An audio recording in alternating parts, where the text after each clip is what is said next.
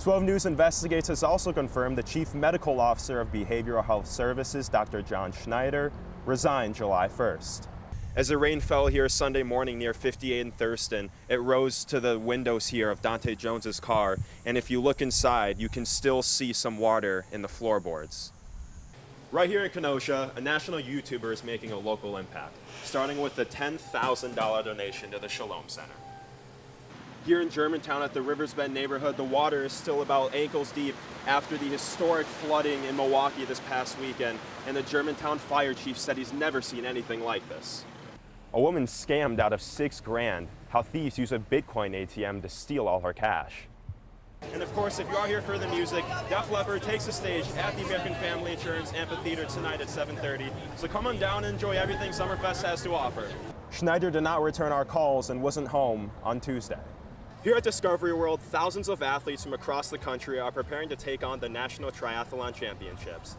Right here, Lake Michigan takes center stage tomorrow for Milwaukee's Air and Water Show.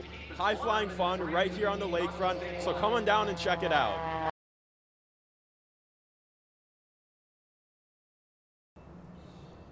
In Wauwatosa, a quiet story is being told, one that's been decades in the making.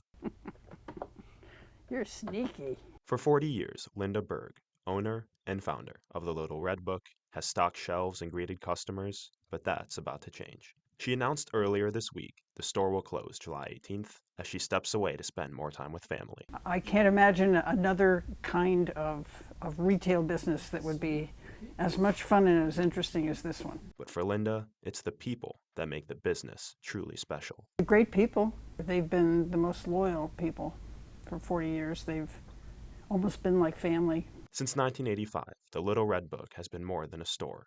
It's been a place where memories were made, generations grew up, and stories were shared on and off the page. Every time someone comes in here with a child and says, "This is the store I came to, and here's my son, or here's my daughter, and I'm bringing her," it's fantastic. And while this final chapter is coming to an end, Linda hopes the impact of this place and the people who filled it will last far beyond the final sale. Thanks for the memories. Thanks for everything. It's been 40 really fun years. In Wauwatosa, Oliver Ehrhardt, WISN 12 News.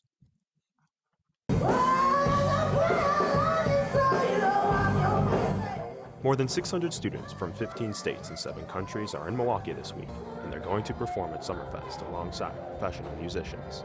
I'm just excited to play guitar. Honestly, I'm excited to really see how all our hard work is going to pay off. One of those students is Lydia Christensen, a guitarist and vocalist from Whitefish Bay Middle School. It's awesome. I get to do this.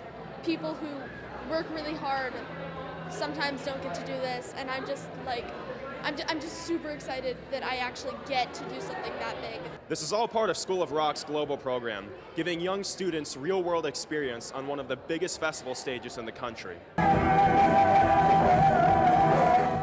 While School of Rock draws students from around the world, a few attend the School of Rock in Shorewood, like vocalist Maria Rojas, who says she's ready for the spotlight. I'm a little nervous, but I've had a couple of shows already, so I'm feeling pretty good about it, and I practice my songs a lot. It's mostly excitement, and I'm a little nervous, but overall it's mostly just I'm excited to be playing with other group members. Students rehearsed Wednesday at the rave, ahead of the start of the big gig.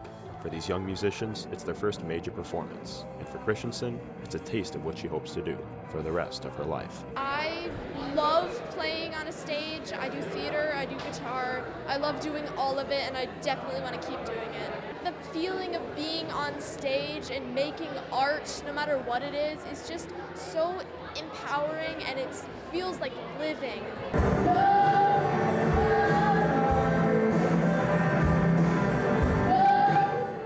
In Milwaukee, Oliver Ehrhardt, WISN 12 News. I was definitely shocked. Bright yellow paint, meant for the road, in a place it shouldn't be. Not a good scene in my opinion. It doesn't reflect well on the work. You can see here the paint on the bottom of this car. The owners of this car frustrated.